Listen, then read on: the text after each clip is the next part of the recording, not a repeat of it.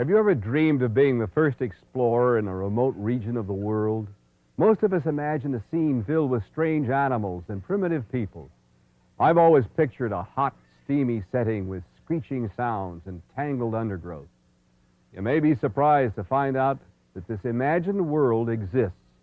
And during the next half hour, you'll be able to see it for yourself. We won't be the first to explore the green world of the Agua Indians. But the secrets hidden deep within their territory are known to very few people. The Agua is surrounded by an untamed wilderness. It's known as the Amazon jungle. And underneath its humid canopy of vegetation live some of the Earth's most bizarre creatures. I think you'll have some fun seeing them. And you'll have a chance for more fun at the end of the show when we play Animal Quiz. We'll also have a close-up look at a very rare animal. But for now, be prepared to feel like a solitary explorer as we discover the mysterious world of the Agua.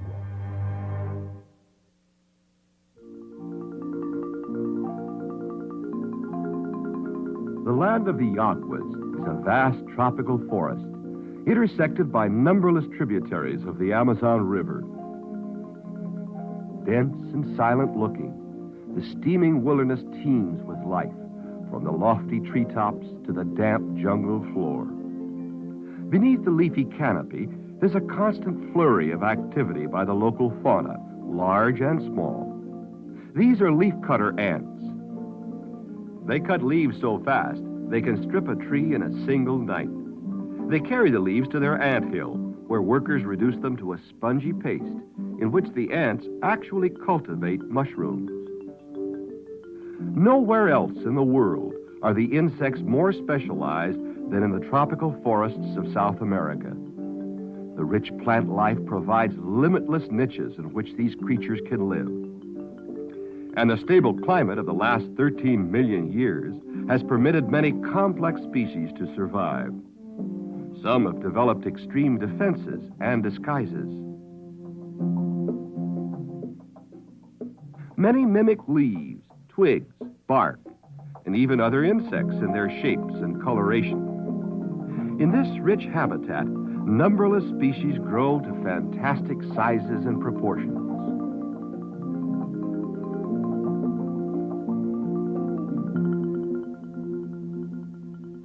The result? An enormous range of crawling and flying things, many of which are more brilliant than flowers.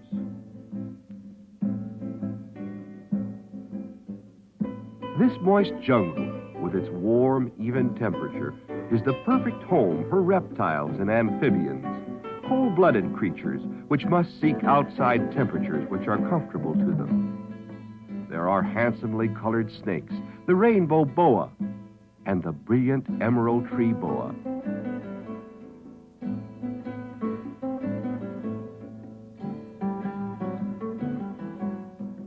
Along the riverbanks, caimans bask in the tropical sun. Sharing the advantages of life in the secluded green depths of the rainforest are a wonderful variety of mammals. The pygmy opossum is a marsupial, an American relative of the Australian kangaroo. As a tree-dwelling cat, the ocelot finds a perfect home in the leafy forest. The spots and stripes of its lustrous fur coat blend magnificently into the sunlight and shadows of the jungle. All of the New World monkeys live in the trees of the tropical forest. They are divided into two families, the marmosets and the cebids. Marmosets are the smallest New World primates. Among the most outstanding cebids are the uacaris, which never even descend to the ground, and the sakis. The sakis are camouflaged by their shaggy coats and tails. When resting in a tree, a saki resembles a lump of withered vegetation.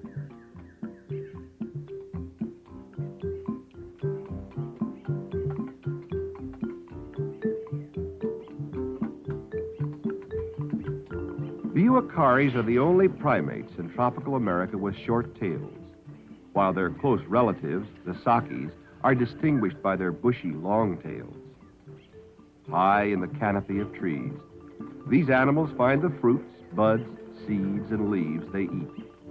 And here, too, they find relative safety from the other creatures of the jungle.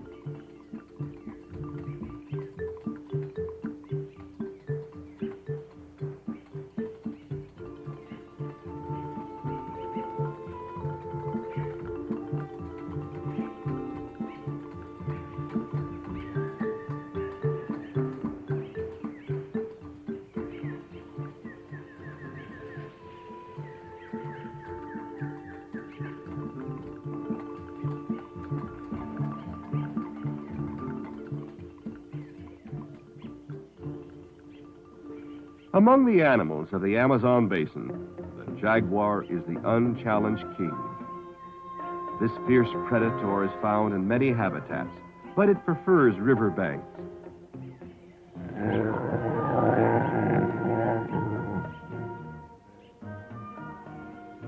The adaptable jaguar will climb when pursuing its prey, but it's at a disadvantage in trees because of its heavy build. So the monkeys are usually safe, even from El Tigre. But there is one predator against which the treetops can offer no protection: man. This hunter is a Yagua Indian, and he is as much a part of this jungle as the birds, the trees, and the animals. He knows the ways of its creatures, and when stalking them, he moves soundlessly through the thick vegetation.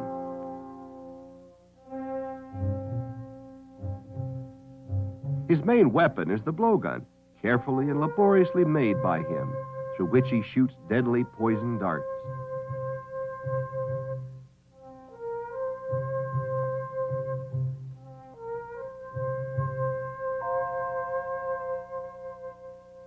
Just before loading, the wild cotton wrapped around the dart is moistened with saliva to ensure that it will stick together and not slow the flight of the dart.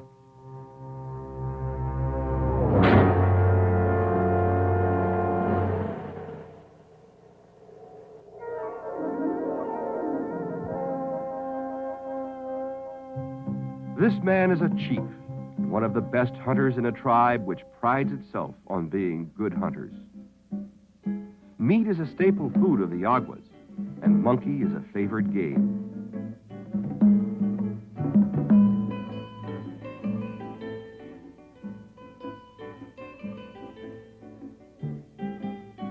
Taking his prey, he will return proudly to his village, tracing his way back through the trackless jungle.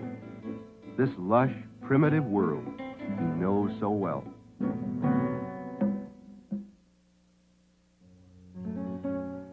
The Yaguas are among the least known people that inhabit the untamed wilderness of the Amazon basin.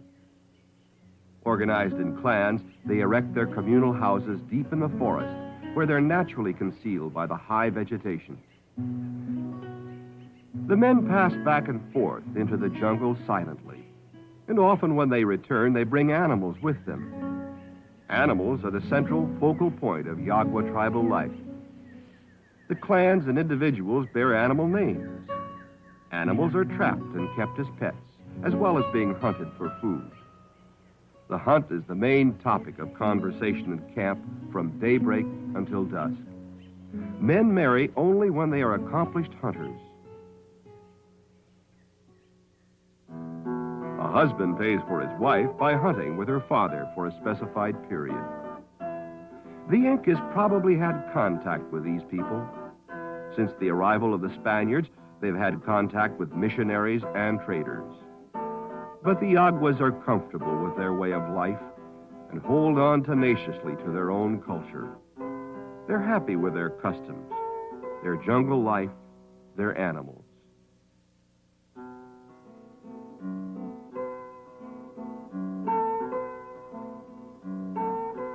The children have few toys, so pets are very important to them. They feed their birds bananas, one of the few crops raised by the tribe.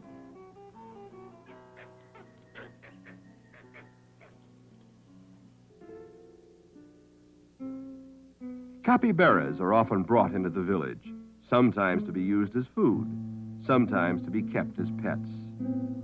The tiny, remote Yagua villages are surrounded by thousands of miles of jungle and thousands of wild animals. Capybaras, the world's largest rodents, are found only in the South American jungles. The adults may reach a length of 3 feet and weigh over 100 pounds.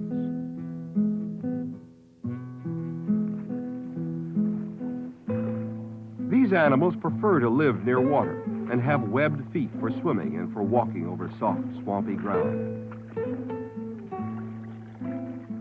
Rodent species have not lived in the Amazon basin as long as some local animals, like the marsupials.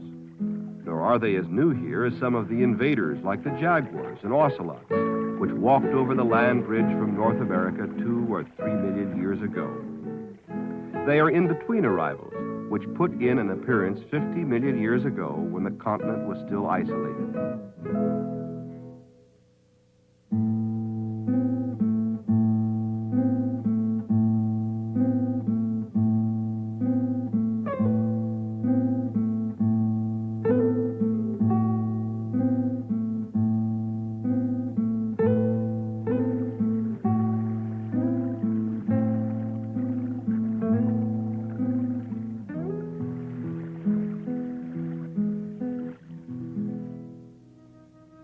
The tapirs are relative newcomers which developed elsewhere in the world. They are living members of an ancient order to which horses and rhinoceroses belong.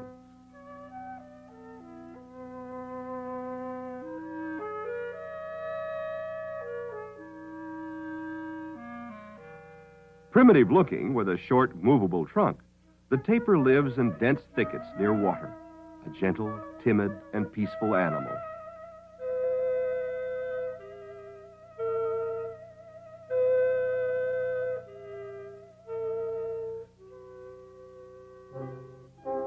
The bony shells of the 9-banded armadillos make them heavier than water.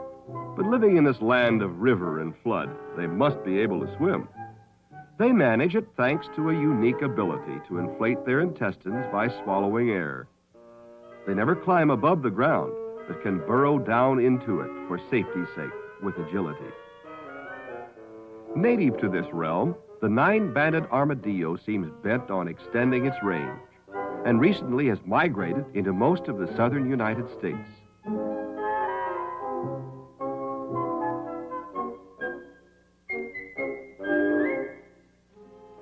The caimans along the river alternately bask in the tropical sunshine and submerge into the cool water, where they feed on various kinds of aquatic animals. All of the life along these banks derives something from the river. For the Yaguas, it provides the only highway through the jungle's dense tangle of vegetation. The men of the tribe build rafts of balsa logs, lashed together with lianas and covered with bark. The shaman, or priest, exorcises the evil magic from the raft before it's placed on the water. In addition to providing passage through the jungle, the river gives the Yaguas fish to supplement their diet. A Yagua goes fishing only when large schools of migrating fish appear.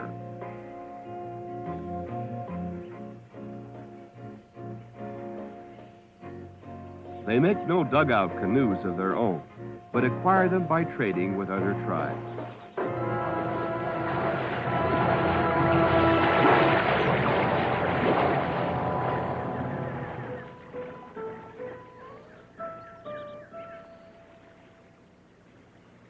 Fishing is not done in cooperative expeditions, but individually.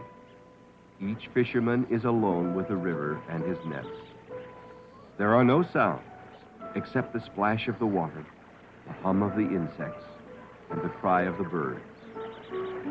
The fisherman is truly in touch with nature and the richness of life in the world of the Yaguas.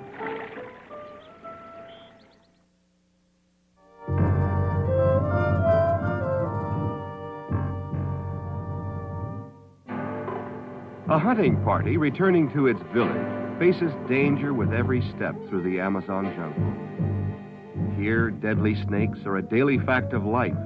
10-foot boas, 35-foot anacondas, poisonous vipers and rattlers.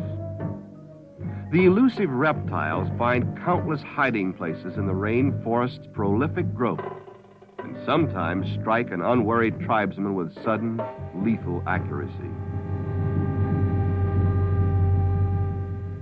But the jungle hides other, more benign creatures. Slow-moving, slow-witted, the sloth is one of a handful of living mammals that have roots in South America from before the Pleistocene era, some 60 million years ago. The three-toed sloth is seldom seen in captivity, for its diet consists primarily of cecropia leaves found only in the jungle.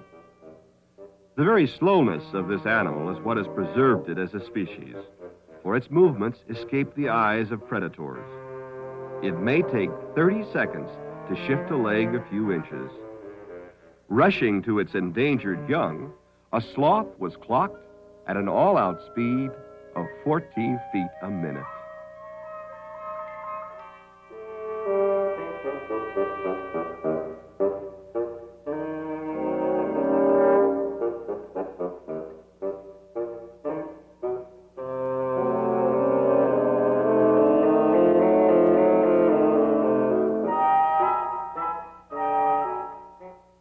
When the sloth is not feeding, it hangs by its feet so firmly that it's impossible to pull one down, even when it's sleeping. The sloth grows algae on its fur during the rainy season, making it green and difficult to see in the forest. Closely related to this curiosity of the animal world are the very different-looking anteaters.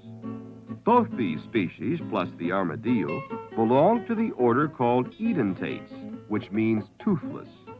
But in fact, the anteaters are the only members of the order which are actually completely without teeth. What the anteaters do have is long, sticky tongues for gathering up ants and termites, and powerful forelegs and claws for tearing open the stone-hard termite nests. The giant anteaters grow to 6 or 7 feet in length, weigh over 100 pounds, and can eat 30,000 termites in a single day.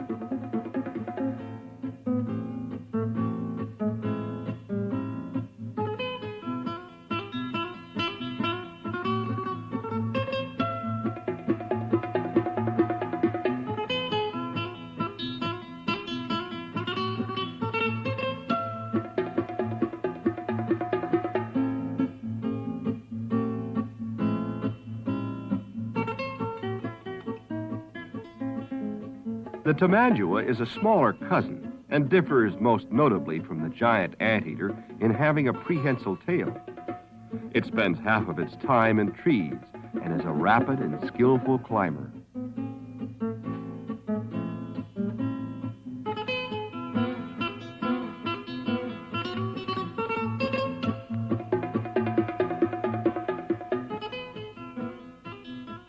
Always on the prowl for hanging termite nests, its white, yellow, and ochre coloring hides it among the leaves. And so it is with each of the creatures of the jungle. Some miraculous combination of characteristics has enabled it to survive in this tropical forest. The variety of life here is so rich that it is certain that many species are seldom, if ever, seen. They remain unknown and unnamed. This, then, is the world of the Yaguas, a world to which they have adapted as beautifully as any of nature's creatures. The life they lead is simple, but it is filled with excitement and diversions. The men hunt every day. If they have no need for food, they will hunt for toucans and bring home feathers with which to ornament themselves and their wives. When they leave, the women anticipate their return by gathering kindling and preparing fires. The men return about noon, and coming home always calls for some discussion about the day's hunt.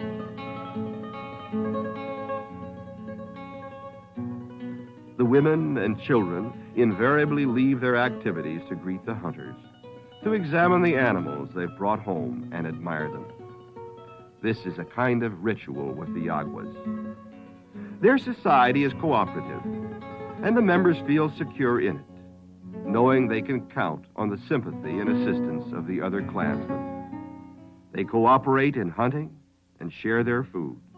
If the hunt has been successful, the clan will also share in feasting, drinking, playing their musical instruments, and dancing.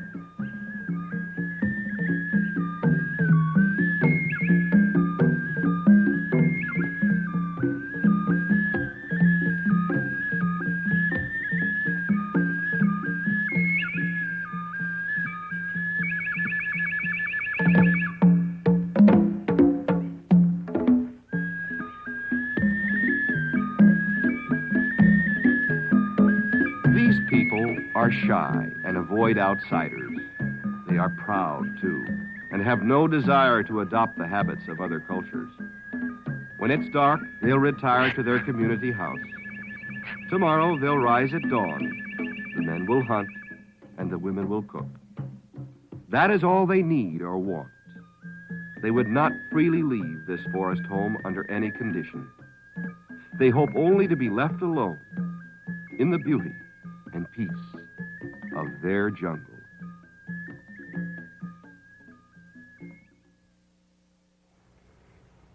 You know, the world of the Agua Indian is full of many curious creatures. These are woolly mountain tapirs. Now, they live at the headwaters of the Amazon River, but they're very close cousins to the tapirs that live with the Yaguas. There's a very important reason I wanted to show you these tapirs here at the Los Angeles Zoo. Because the woolly mountain tapirs are being bred in captivity here, the only zoo in the world that's doing it, the Los Angeles Zoo. They're fascinating creatures. And without this kind of breeding program, these tapirs could disappear from the face of the earth, because to our knowledge, there's only about, 200 left in the wild. So it's very important work that the Los Angeles Zoo is doing. The baby tapirs are born black with white stripes. And when they grow up to adulthood, they reach weights of 500 to 600 pounds. Now, if you were a football coach and could train the tapirs, they'd make great linemen because, well, they are tapered. And they move very agilely through the jungles and forests. They climb up hills very rapidly. So if you could really do it, you'd have a fine football team. As a matter of fact, if you could find one that could do it, you'd wind up in the Super Bowl. Well, let's have some fun now and play Animal Quiz. Well, I thought I'd start our animal quiz with one of the fierce predators that we saw during the program. One who stands out as the unchallenged king. Who is it? A, the boa constrictor? Or is it B, the caiman? Or C, the jaguar? Well, C is correct. You may have been fooled because both the boa constrictor and the caiman are formidable hunters. But the jaguar, with his combination of speed and tree climbing abilities, is an unparalleled aggressor. Even jaguars face a threat when pitted against man. Man's advantage is largely the result of his unique weaponry. Now, the Agua Indians use an ancient means of capturing their prey. You know what that is? A blowgun with poison darts, B, a crossbow, or C, a muzzle-loading rifle. Well, of course, A is the correct answer. In the primitive Amazon, the Agua Indians have weapons bearing few technological requirements. Everything used to manufacture both the dart and the blowgun is found in their immediate environment. I hope you're doing well. But let's look deeper into the jungle mysteries. You may recall that the Yaguas have unusual rituals that make them feel comfortable with their surroundings. There's one sacred object which forms the focal point of Yagua life. What is it? A, water, or B, animals, or C, food? Well, B is correct. Yaguas bear animal names. Husbands pay for their wives by hunting with the girl's father, and the list goes on and on and on. Literally every critical aspect of a Yagua's existence is dictated by his interaction with the wildlife surrounding him. Some of the animals they interact with are very unusual. One of the most bizarre has been in the Amazon for some 50 million years. What is it? A, the sloth, B, the capybara, C, the spider monkey. A is correct. The sloth is an ancient creature, and believe me, he moves like one. Sloths are so slow in their movements that it's hard to see them moving along the trees. Is anyone getting all these right? Well, keep trying, because here's another fun question. The anteater has a cousin called the tamandua, and he also eats ants and termites, but he usually does his feeding in a different area than the anteater. Where does he eat?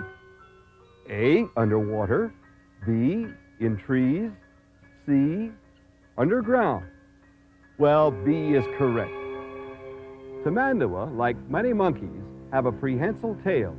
With this and a sharp set of claws, there are very few hanging termite nests that can escape his attention.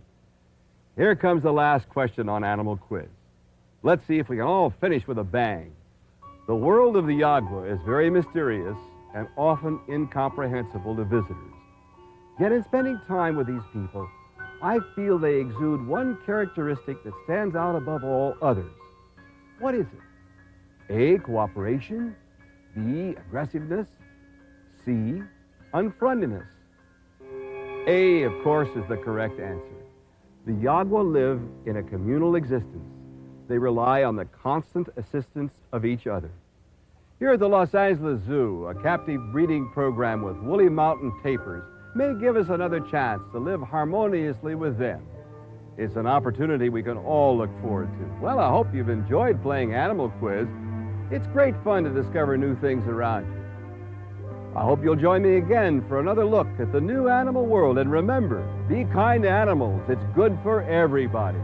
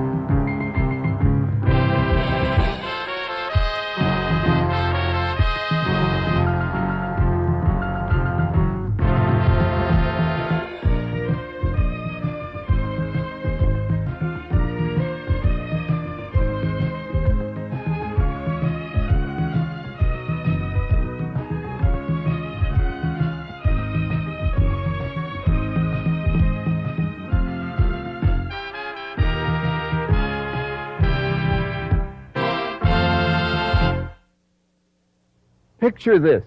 Man approaches a giraffe with an ominous-looking TV camera. Of course the giraffe would be frightened and run away, right? But not in the game reserve of Samburu in Kenya. Ordinarily, a large camera would frighten an animal.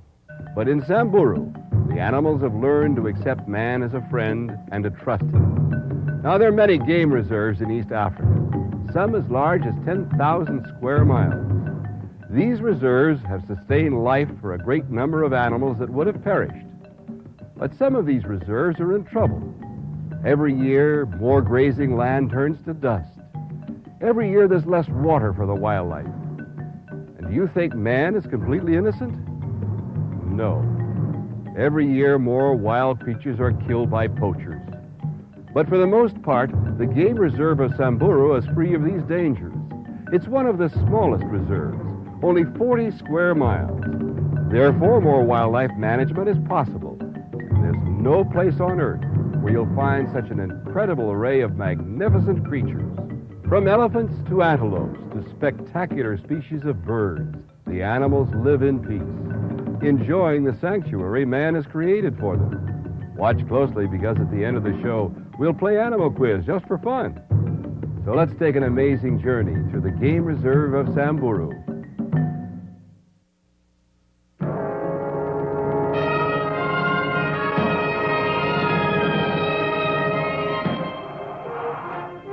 This is East Africa, a land isolated for centuries by a forbidding coastline and rugged interior.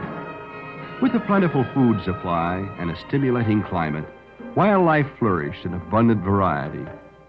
But then came the hunter and the settler and the inroads of civilization.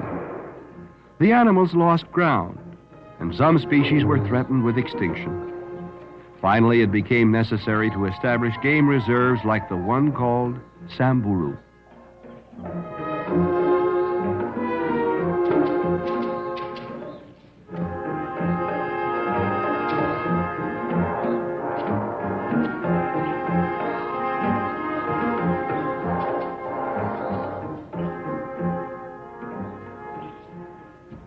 Confronted by man, this reticulated giraffe would ordinarily recognize the danger and gallop away in his slow-motion style. But here at Samburu, where the camera comes into play instead of a gun, the animals have learned to take the human species more or less for granted.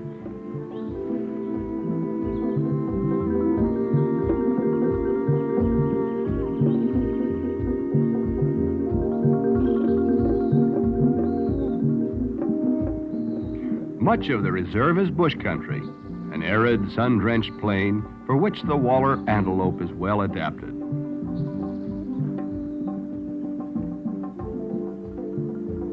By feeding on the moist leaves of the thorn bush, he never has to look for water.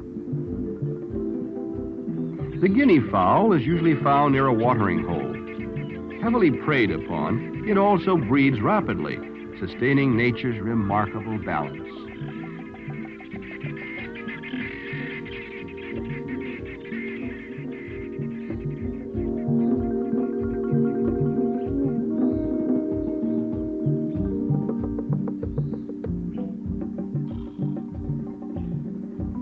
With only a limited grazing area in the Samburu Reserve, it's fortunate that no two appetites are alike. The oryx, for example, prefers certain succulent plant life heavy in water content. The zebra feeds on high grass, cropping it just enough for the antelope's taste.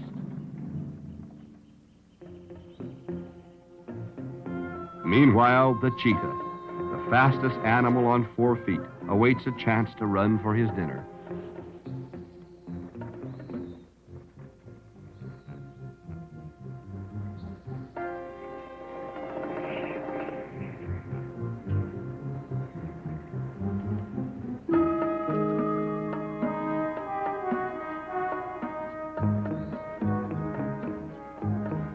The cheetah's weakness lies in the fact that he tires easily, nor is the zebra easy to bring down. One way or another, nature balances the scales, providing each creature with a way of survival against the stalking enemy.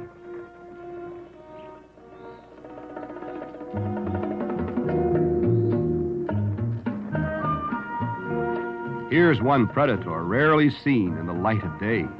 The spotted leopard prefers to hunt at night.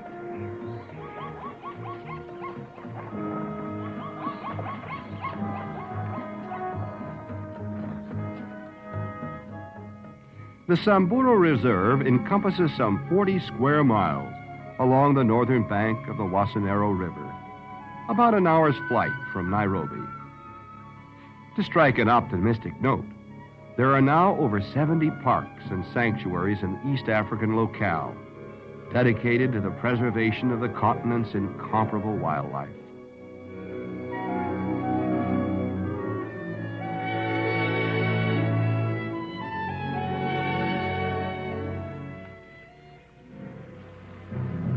The crocodile, for all its menace, plays a beneficial role in Samburu's ecology. For it has been observed that as the crocodile dwindles in number, the surrounding marine life suffers a general decline. The crocodile preys largely on other predators, and the outcome is seldom in doubt.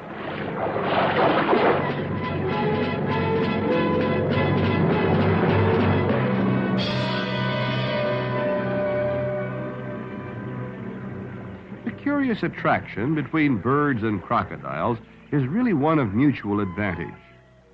The birds furnish a useful warning system in return for foraging privileges.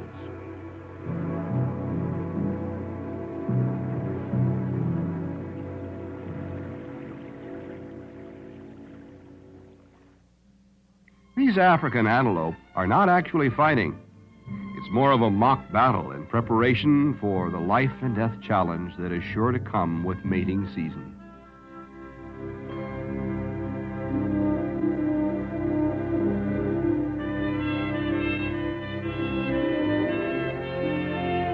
For the stately giraffe, the principal enemy is man, particularly the African poacher with his poisoned arrows. To combat such practices and to better inform the public of the need for strict conservation measures, the East African Wildlife Society was formed. Working through government channels, as well as the news media, the society has sponsored and achieved effective legislation against those who would selfishly destroy the very wildlife which gives this region its unique distinction.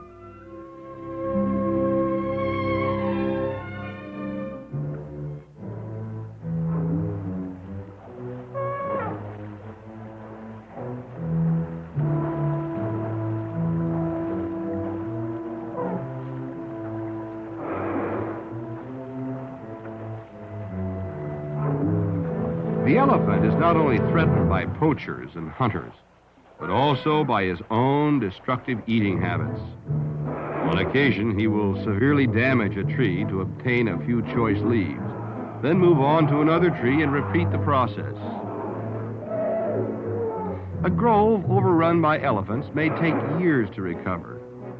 Specialists at Samburu and other reserves are studying the problem, which appears critical when one considers the limited terrain now available to these mighty creatures. Truly, the last of the giants.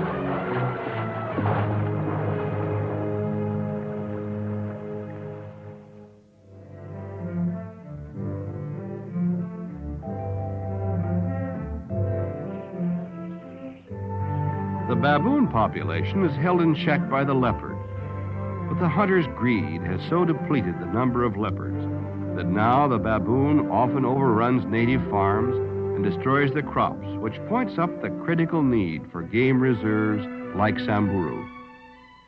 The balance of nature must be preserved, not only for the sake of the animals, but so that man does not bring dire consequences upon those of his own kind.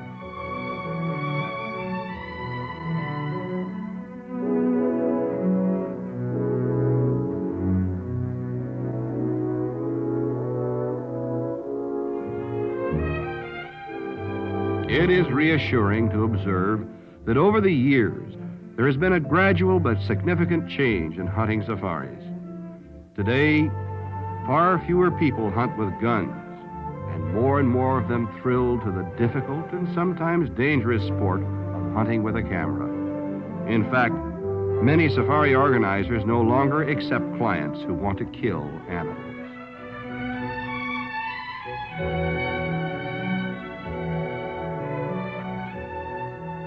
No place on earth can match the variety of East African wildlife, because no other region has such a wide range of natural habitats. From the mangrove swamps to the bush country, to the Highland Plateaus. We're visiting one of nature's great animal kingdoms, Samburu.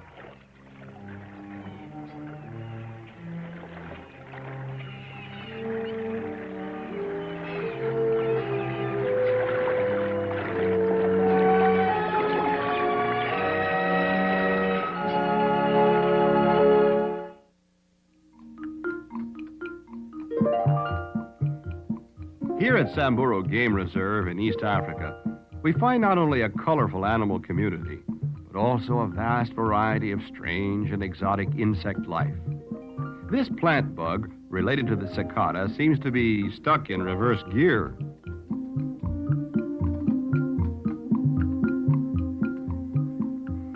The praying mantis does most of his preying on other insects.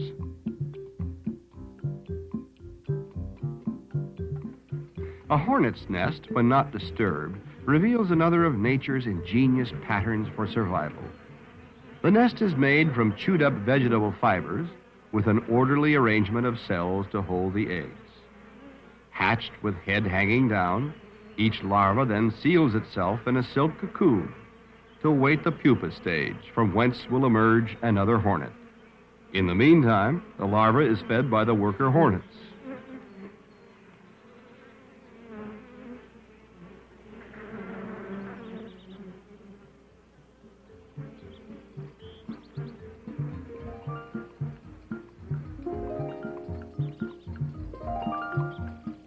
Industrious workers like these sand wasps make a small but vital contribution to a well-balanced ecology. Again, we must recognize the infinite complexity of nature's plan, whereby each and every living thing, no matter how small or seemingly insignificant, has a proper function in maintaining an environment that will be beneficial to all.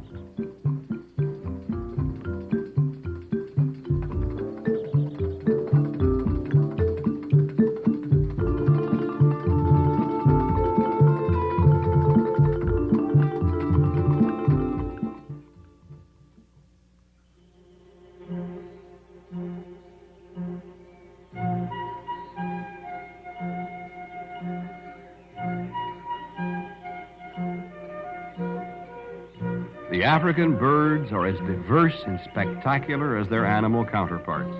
In fact, the country of Kenya, in which the Samburu Reserve is located, lists over 600 different species within its borders.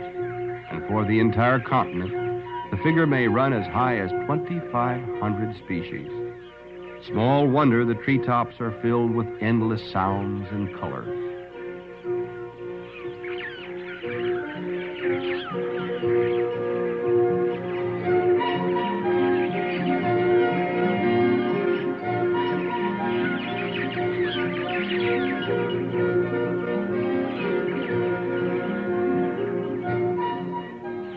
The acacia tree provides a nesting place for certain varieties of the weaver bird.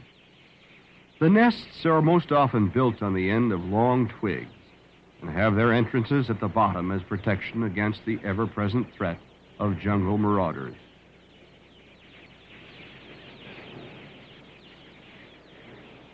In addition to the golden weaver and the white-hooded buffalo weaver, Samburu has its own species which is seldom found elsewhere. The black-capped social weaver. The weaver bird, incidentally, has many North American relatives, where it belongs to the finch family.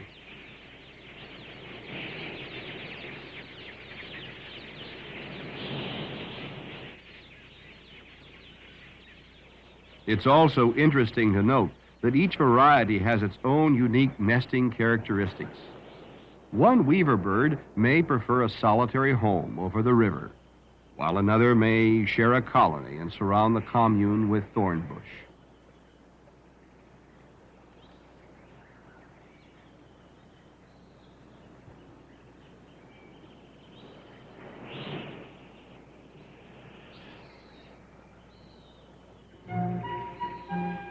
Pygmy falcons, bee-eaters and bishops, golden pivets, and Somali sunbirds.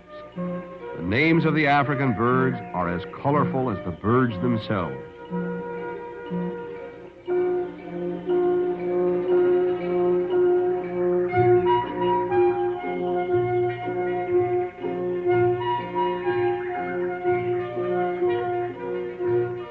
best time for bird watching is in the early morning or evening, when the flocks tend to congregate by the water pools.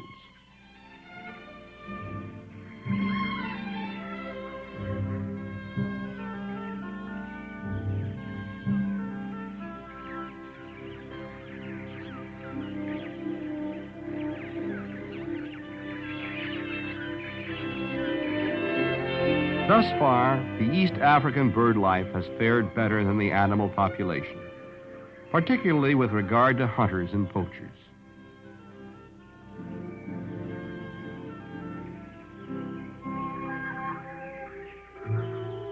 Birds of prey, like this mother and baby vulture, must depend on thriving animal life for food. Waterfowl, such as the Goliath heron, must have untainted wading pools with plenty of nourishing marine organisms.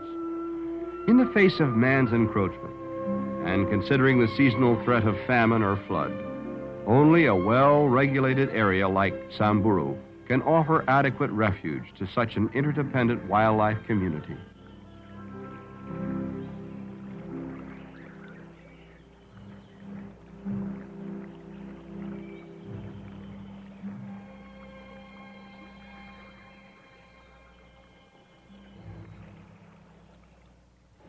The family group, composed of from 5 to 15 relatives, is the basic unit of elephant society. When rainfall and forage permit, herds may stay close to permanent water throughout the year.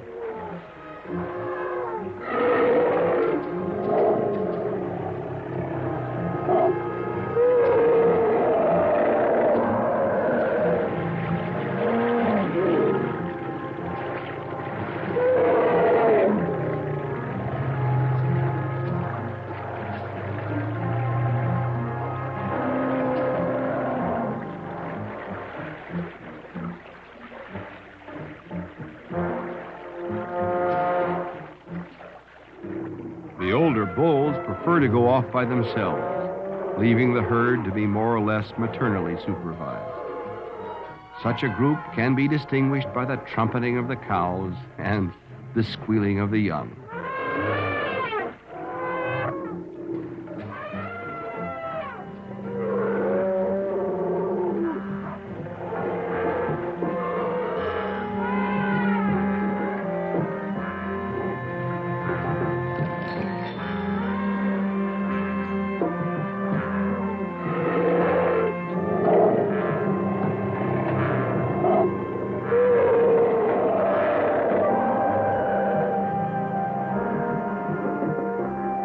Elephant babies are big at birth, about 200 pounds, and grow rapidly into playful and sometimes disobedient youngsters. The mother will try to bring her offspring back in line with a slap or even use a switch, but she's also extremely gentle and solicitous. Seldom will a calf leave her side until it's about 2 years old because of the danger from hungry lions.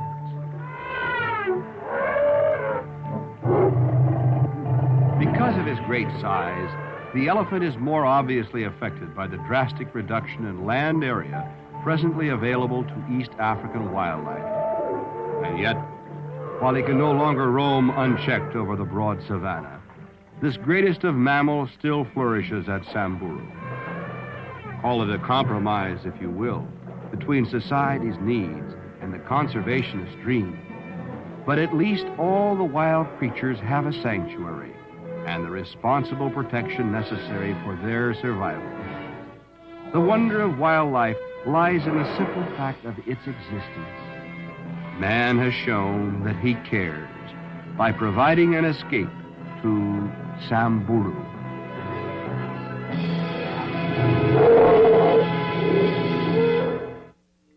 One of Samburu's most beautiful and dangerous animals is, of course, the cheetah.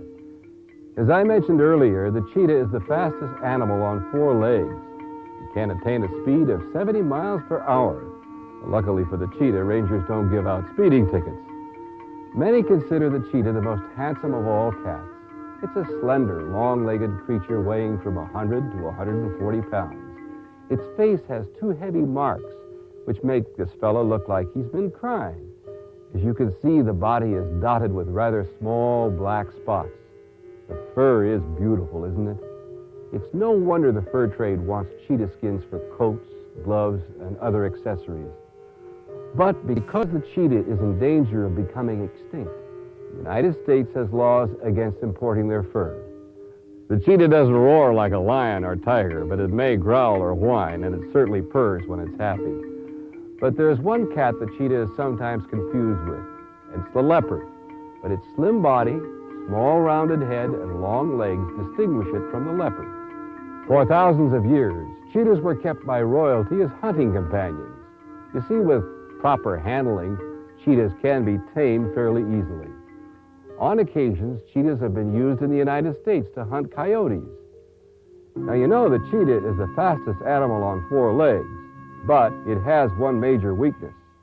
And this brings us to the first question in our animal quiz. What is the cheetah's weakness?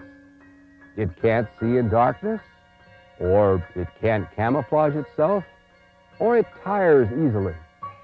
Well, the cheetah has excellent eyesight, and when it's stalking its prey, the cheetah blends with the tall, dry grass of the plains, so it can camouflage itself. The correct answer is C. The cheetah tires easily.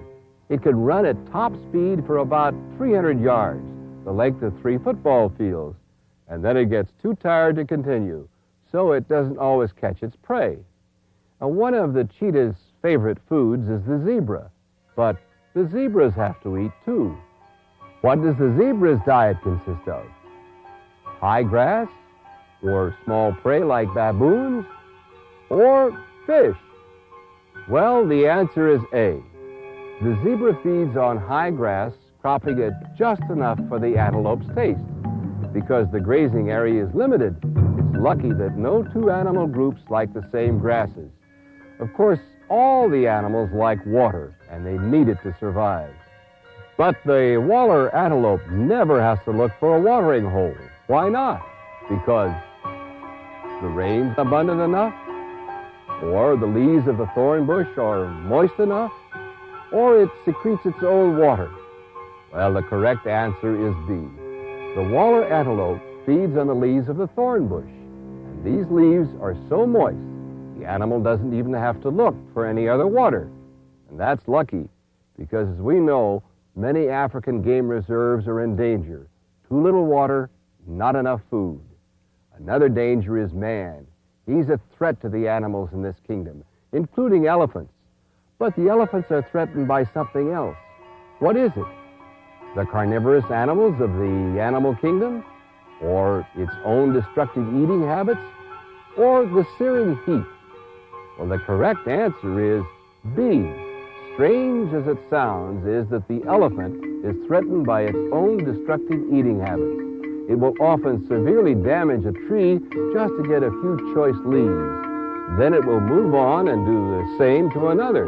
Because the terrain of East Africa is so limited, this is very dangerous. A grove overrun by elephants may take years to recover. So one of the elephant's major threats is himself. What is the giraffe's major enemy? Is it the crocodile, or the searing heat, or is it man? Well, the correct answer is C, man. The giraffe's enemy is usually the African poacher with his poisoned arrows.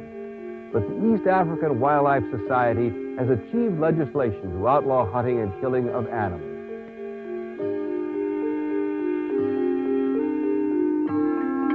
I hope you enjoyed our visit to Samburu. And the next time you see a cheetah, don't race him. Remember, he can run 70 miles an hour. Remember, be kind to animals. It's good for everybody.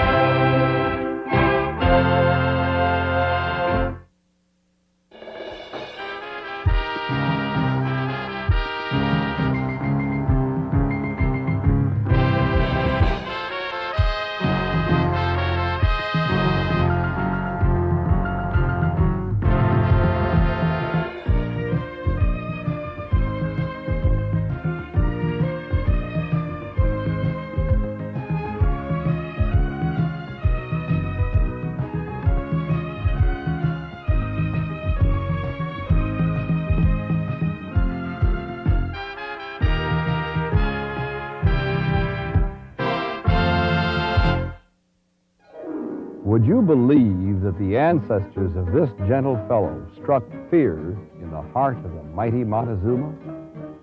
When the Spanish explorer Hernando Cortez invaded Mexico in 1519, he faced Montezuma's vast army with only a small group of conquistadors.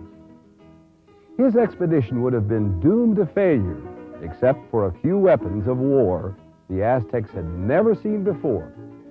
Those weapons were horses. The sight of them caused terror in the ranks of the Aztec armies. Upon his return to Spain, Cortez exclaimed, "After God, we owed our victory to the horses." Well, it didn't take long for the American Indians to recognize the value of the horse in warfare, and also in hunting and transportation.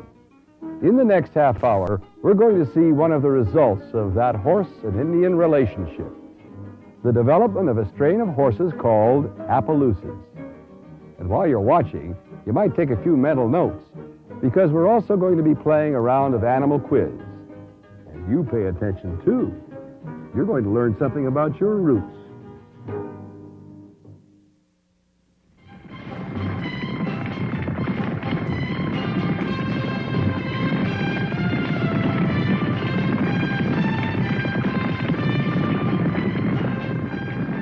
This is the Appaloosa, a legendary spotted horse. He has written one of the most colorful and romantic chapters in the story of the American West.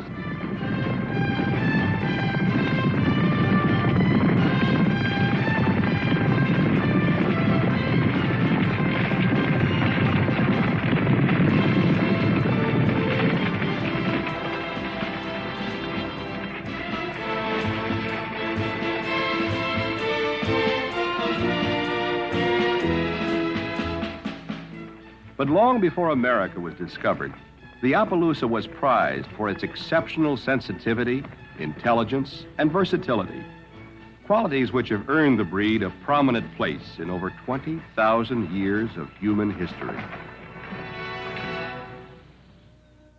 Cave paintings prove that Ice Age hunters stalked the spotted horse for food. Horses were first domesticated 3,500 years ago in Central Asia. Centuries later, they spread west with the mounted nomads, and by 1800 BC, had entered Greece and Egypt.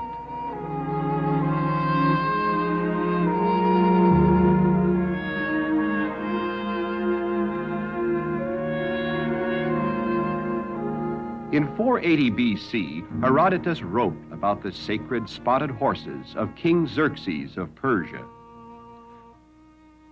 From time to time throughout European history, the Appaloosa reappeared, valued by painters for its aesthetic appeal.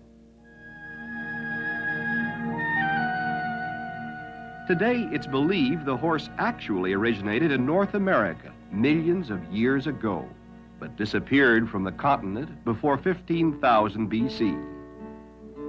Early 17th century monarchs specialized in breeding spotted horses. It's probable that they were first shipped to the New World in 1621 for the use of the Spanish colonists in Mexico.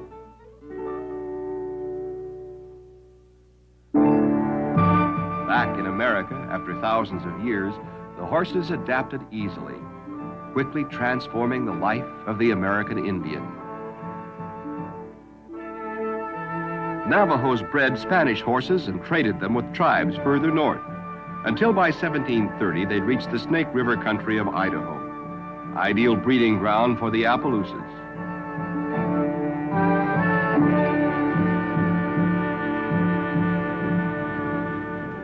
In 1805, Lewis and Clark found Plains Indians breeding superior spotted horses. As many as one-half of the herd held by the Nez Perce tribe were Appaloosas, a name probably derived from the nearby Palouse River. A progressive tribe, the Nez Perce became skilled horsemen, breeding their steeds for stamina and fleet-footedness, valuable assets in the buffalo hunt. Their glory was short-lived, however, for the tribe was soon stripped of its horses and forced onto a crowded reservation. Then a group of disgruntled chiefs led a heroic revolt, which ended in the Indians' total defeat and the virtual disappearance of the Appaloosa. 60 years later, in 1937, an article appeared describing the rare breed, of which less than 100 were then known in the West. A national club was soon formed, dedicated to preserving the Appaloosa. Among the prized features is the light blanket or snow, usually covered with spots of sorrel or black.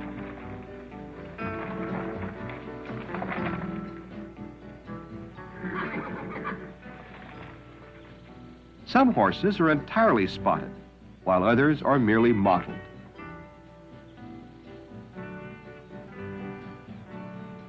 The characteristic white sclera of the Appaloosa's eye accounts for its unusually alert appearance. Today, the breed has been rescued from obscurity by the efforts of the Appaloosa Horse Club. Not since the 19th century has the West seen such magnificent herds. Throughout the United States, the Appaloosa is now bred for its exceptional qualities as a stock, trail, pleasure, and show horse.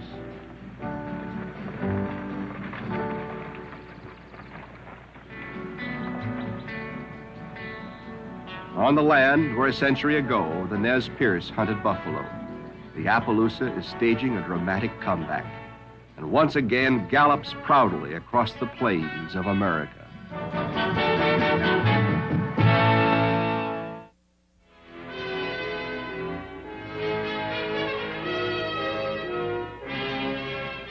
This is Appaloosa country, breeding ground of the spectacular spotted horses of the Nez Perce tribe. Now most of the Nez Perce are gone, but some of the finest examples of the horse are raised today on ranches such as this, a 300-acre spread near Idaho Falls, owned by Dick Stanger, a director of the National Appaloosa Horse Club. He's proudly showing his stock to Ben Johnson, another noted breeder, who is seeking an Appaloosa mare to breed with one of his stallions.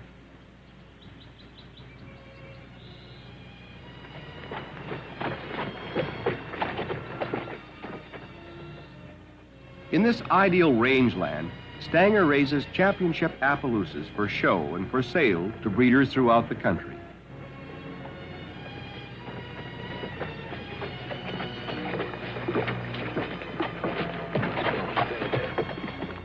These men value their Appaloosas for their outstanding versatility, endurance, and temperament. With the toughest hooves of any range horse, the Appaloosa is ideally suited for the rocks and gullies of cattle country, just as it was thousands of years ago for the gravel steppes of Central Asia.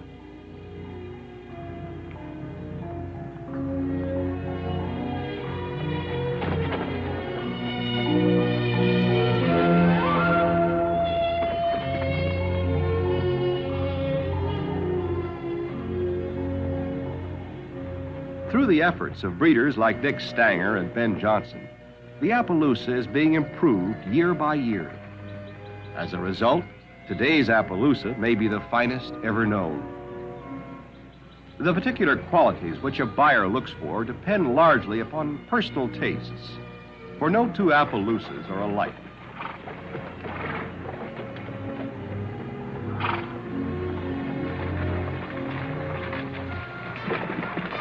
Once a tentative choice has been made, Dick Stanger begins to round up the herd for closer inspection.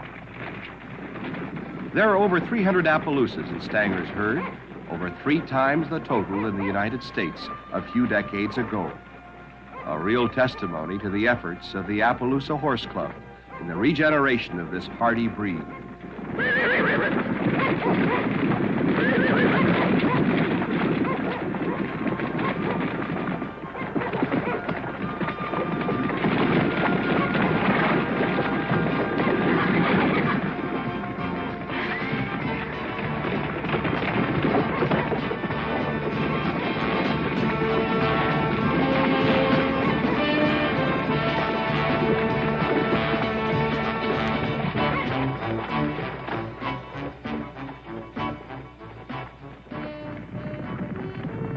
Dick Stanger's Appaloosas clearly exhibit the spirit and swiftness which made them the Nez Perce's favorite buffalo runners.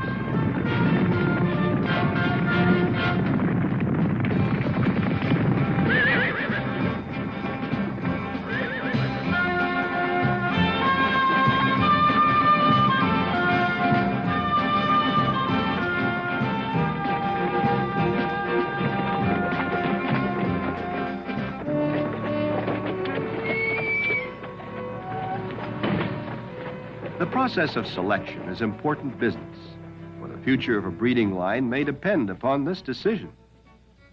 The buyer is likely to take his time.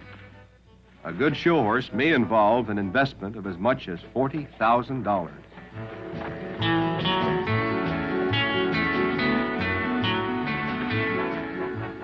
Ben has made his choice.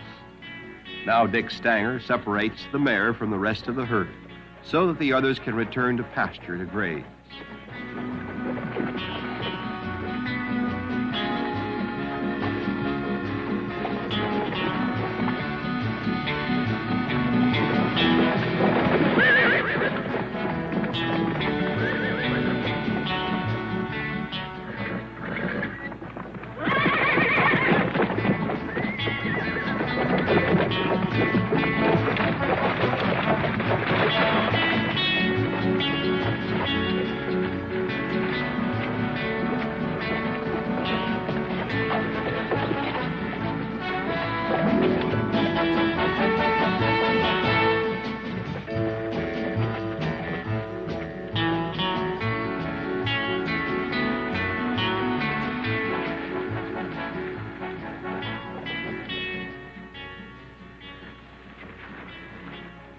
It's a beautiful animal, displaying the best characteristics of the Appaloosa.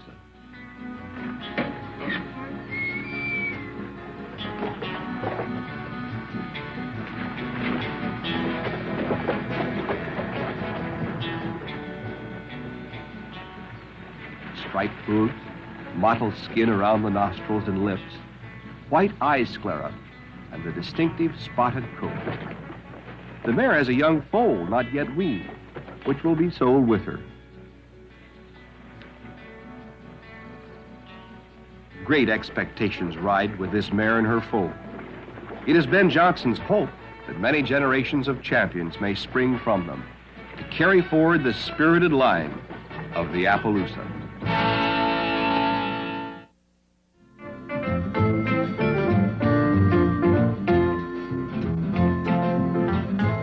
It's summer in the rural heartland of America, and in many small towns across the West, there's excitement in the air. For this is the season of county fairs and horse shows. These folks have gathered for one of the best of these, the National Appaloosa Horse Show. This is the big time. Entrants come to the show from everywhere, 36 of the United States and from Canada. This is the time when people who love horses get together, swapping know-how about the most important subject in their lives, the Appaloosa. They represent all walks of life, doctors, housewives, engineers, and just plain cowboys.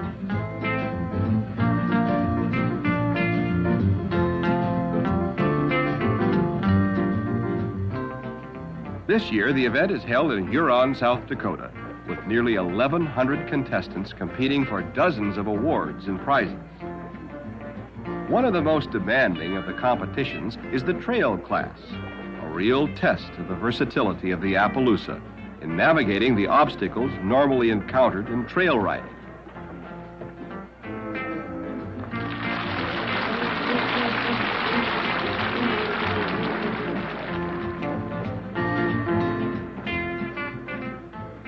In this difficult test, the rider must pass through the fence without losing control of the gate. It looks simple, but requires a horse with great discipline and patience.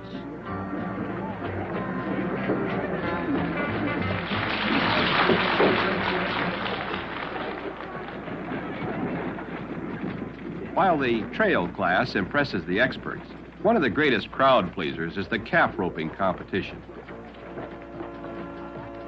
The Appaloosa is not just a show horse, where he can cope with the toughest duties involved in cattle ranching. Some of the West's finest rodeo performers are here to compete. The stakes are high, the tension mounts.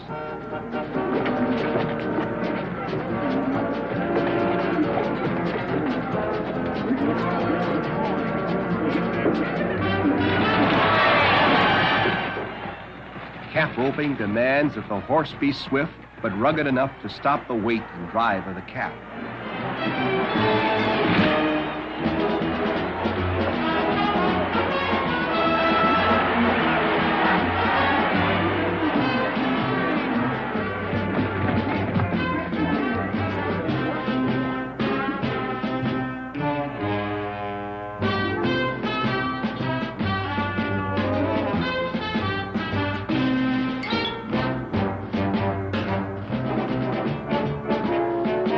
months of tough training are needed to produce a skilled roping horse, and success in the competition reflects as much on the animal as on the rider.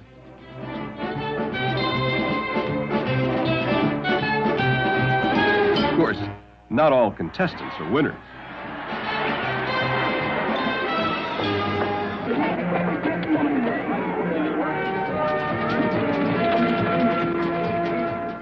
For pure intelligence, the Appaloosa can't be beat. Probably the best demonstration of this quality is the cutting competition, a test of the horse's ability to think for himself. Once the rider has picked the calf he wants, it's up to the horse to cut him from the herd. A good cutting horse does his own thinking. He learns from the way the calf behaves what he's likely to do and how to stop him.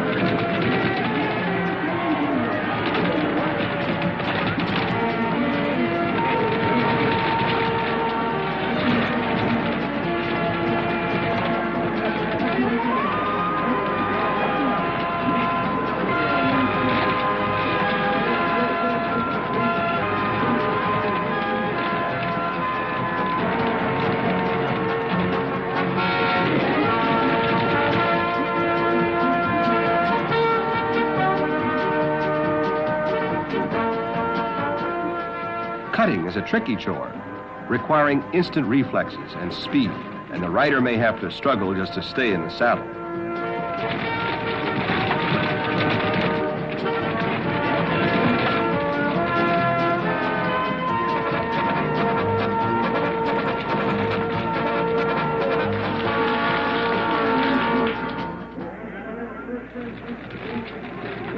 The day's action reaches its peak with the rope race.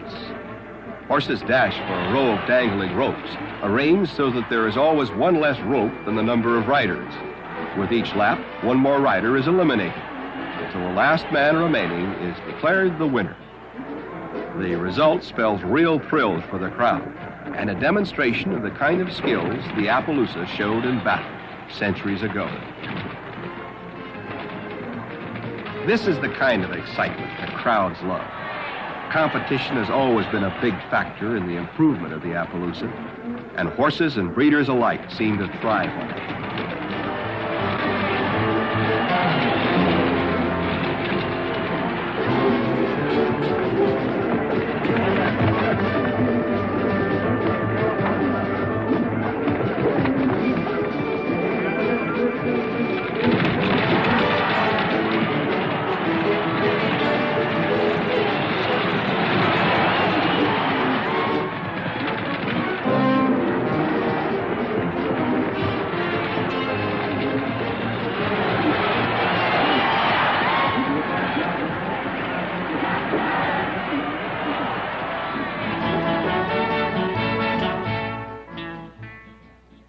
The show concludes with an event handed down from the Appaloosa's romantic past, the Nez Perce Stake Race, a grueling test of swiftness and coordination.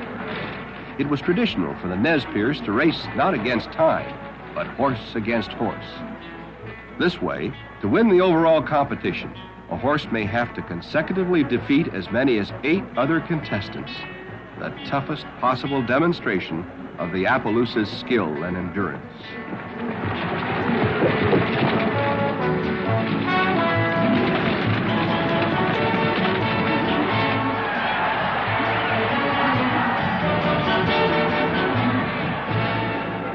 So, the National Appaloosa Horse Show comes to an end. But the story of the Appaloosa will continue. The men who love the Appaloosa say they've only begun to refine the breed. They remember the horse's role and the great traditions of the past. And they say, so long as there's a trail to ride or a ranch to work, the Appaloosa will be at home in Western America.